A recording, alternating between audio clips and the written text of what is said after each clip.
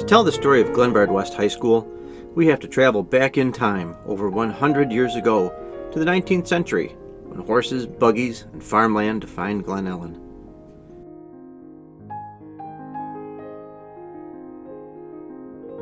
In the late 1890s, the town of Glen Ellen conveniently sat on a train line that ran directly to Chicago.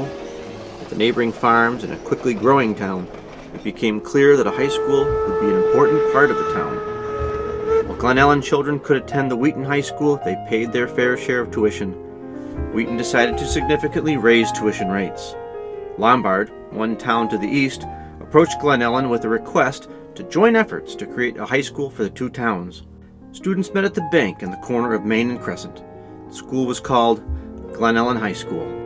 The bank was only temporary, of course, and in 1919 a site was chosen for the new high school. That site was called Honeysuckle Hill, an overgrown, wild, and thorny hill adjacent to Lake Ellen. In 1922, a contest was held to determine the name for the new school.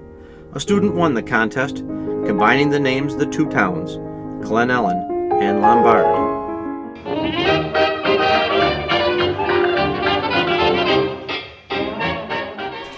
Construction began on Glenbard West High School, and in May 1923, the first classes were held. The architects who designed the high school also designed the Art Institute of Chicago. The castle on the hill boasted leaded glass windows from England, an unsurpassed beauty both in architecture and the view of the lake and surrounding land. The school was built piecemeal as attendance grew, with additions sprouting up in the 20s, 30s, 40s, 50s, and 60s. The last addition, the science wing, was completed in 2016. The first principal of the high school, Mr. Arthur Holtzman, oversaw a few classes before resigning as principal to join the military during the First World War. He then suggested that the school board hire his friend, Fred L. Beester. The school board did, and Mr. Beester served Glenbard School District faithfully from 1919 until 1962, a career that touched one part or another of 6 decades. His name appears on rooms and buildings throughout the district. In fact, it was Mr. Beester who brought the first class from the bank building to Glenbard High School in 1923. Mr. Beester was also the first football coach. The 1920s must have been an exciting time to attend Glenbard High School. The building grew, the tower entrance was added, the boys' basketball team celebrated its first championship season in 1926, and the 1926 football team enjoyed an undefeated season. Glenbard's music program also began in 1926, as did the Girls Athletic Club with 10 members.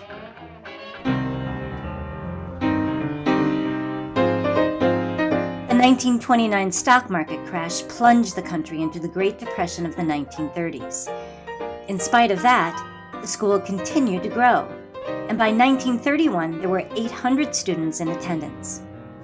The auditorium was added, and drama programs consisted of lighthearted operas such as Joan of the Nancy Lee, Chimes of Normandy, and Gilbert and Sullivan's HMS Pinafore. I understand equations both the simple and quadratical. About polynomial theorem I am teeming with a lot of news.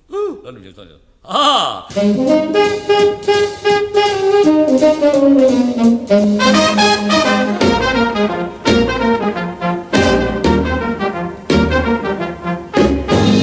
The 1940s biggest addition to Glenbard School was the publication of the first yearbook, called Pinnacle. According to former students, Pinnacle's first publication year was supposed to be 1939. But with hard times and not enough students committing to purchasing the book, Mr. Beester canceled plans for the 1939 school yearbook.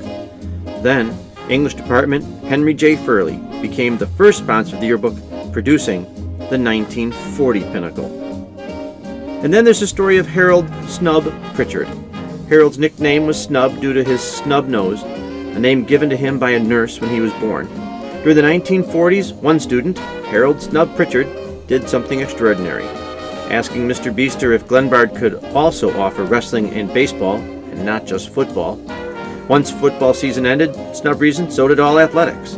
Why not have a winter and spring sports season? Soon after the conversation with Mr. Beester, Glenbard did offer boys football, wrestling, and baseball, making Snub, in some way, the father of Glenbard wrestling and baseball.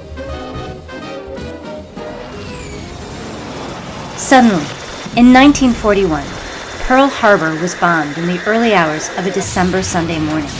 1941, a date which will live in infamy. The following day, December 8, 1941, Principal Beester called the students to the auditorium to listen to FDR's famous Day of Infamy or Pearl Harbor speech. Many graduates, some of the students, and a few teachers joined the military.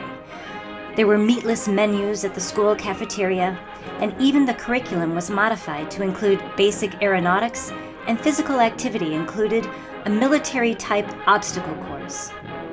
By the time the war ended, 61 Glenbard students gave their lives in service to their country. Their sacrifice is memorialized on a bronze plaque by the main entrance.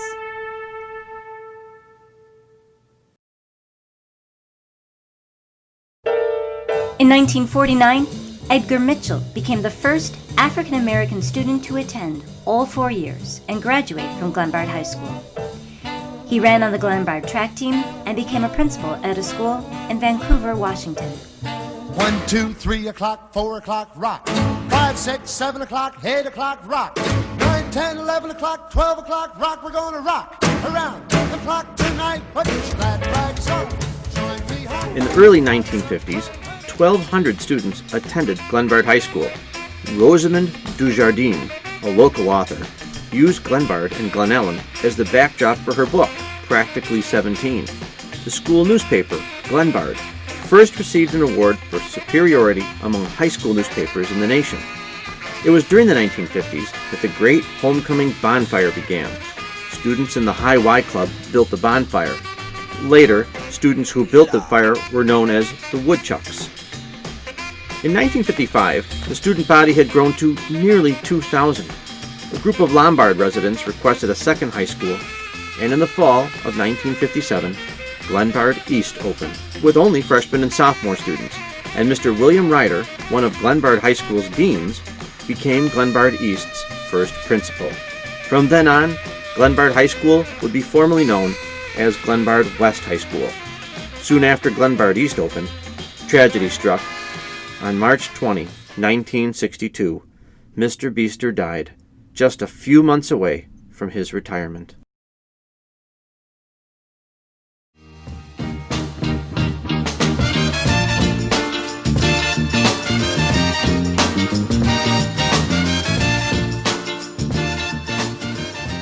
During the 1960s, the varsity football team began showing signs of real hope for a winning program. 4 of the players were named to the all-conference team, and the head coach, Mr. William Duchamp, was voted DuPage County Coach of the Year. As coach of the Hilltopper football team, his record was 93 wins, 44 losses, and 3 ties. Duchamp Field was named in his honor. An interesting piece of trivia: on January 27, 1967, there was a record snowfall in the Chicago area, and for the first time, classes were called off at Glenbard West for 1 day. By the end of the 1960s, the dress policy for students and teachers relaxed. English teacher Virginia Gannon is credited with being the first female Glenbard teacher to wear a pantsuit.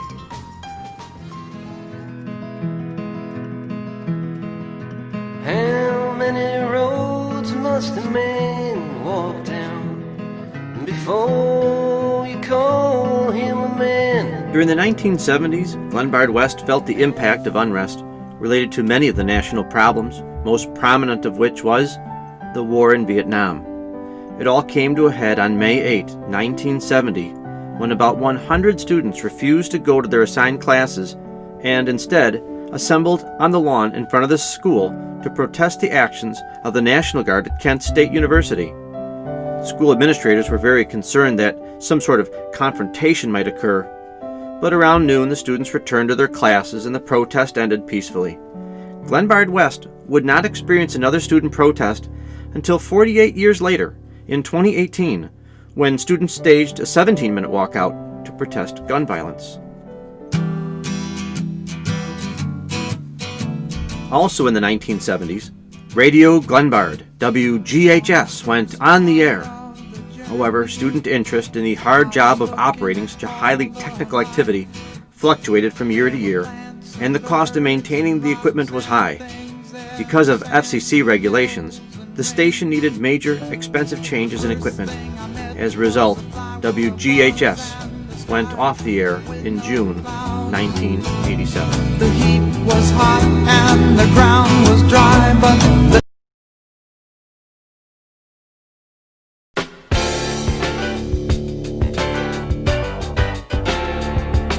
In the winter of 1972, Dr. Robert Elliott became the new principal, and student Tia Rush won the contest to design a school flag. She later joined the faculty in 1978.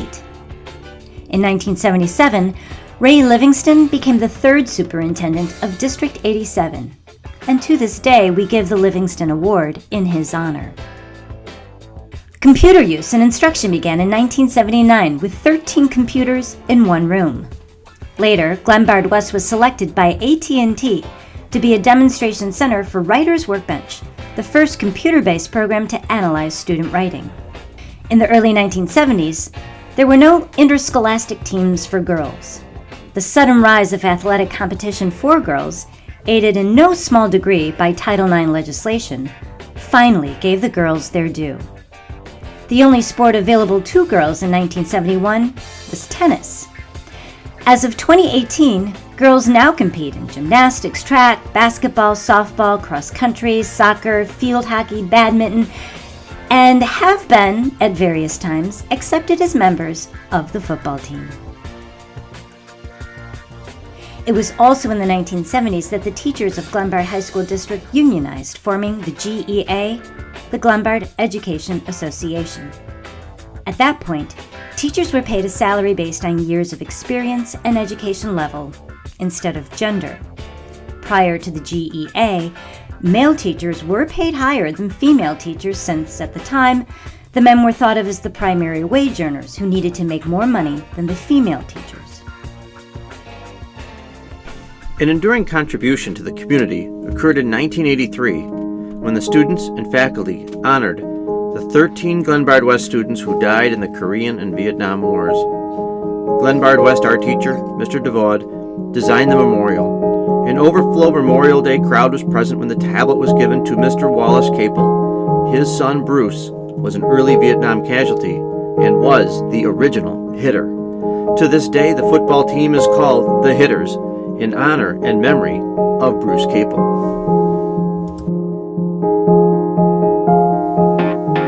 If you have ever seen Stranger Things, then you will recognize Winona Ryder, Will Byers' mom. Turns out that Winona Ryder had her film debut at Glenbard West during the summer of 1985, when 20th Century Fox began to shoot the motion picture Lucas. The film included Winona Ryder, her first motion picture. What you may not know is that the original ending of the movie, where Lucas died, was considered too sad, so the ending was refilmed in February. Snow still lingering in Circle Drive had to be removed and dried with heaters. Students entering the building were told to hold their breath so it did not look cold. Many students participated as extras, and teachers such as Mr. Jim Covert, who was also Glenbard West's football coach, were in the film. In 1987, the principal, Dr. Elliott, retired, and the library was named in his honor. The current library is actually the library's third location. It was first located where the dean's offices are now. Then it was moved to the east end of the building, where World Language has its classrooms. Its current location was the original gymnasium. Our next principal, Dr. Susan Bridge, became Glenbard West High School's first female principal. During her tenure as principal, Fox Television filmed Yearbook at the high school, homes, and area of Glenbard West. Yearbook was one of the earliest experiments in reality TV, and it featured Glenbard West students as they experienced the joys and heartaches of their senior year in high school. The 1980s also celebrated the success of the forensics team when Joel Jeske became Glenbard West's first state champion in winning original comedy. After that, a Glenbard West student would be named a forensics state champion for the next 3 years.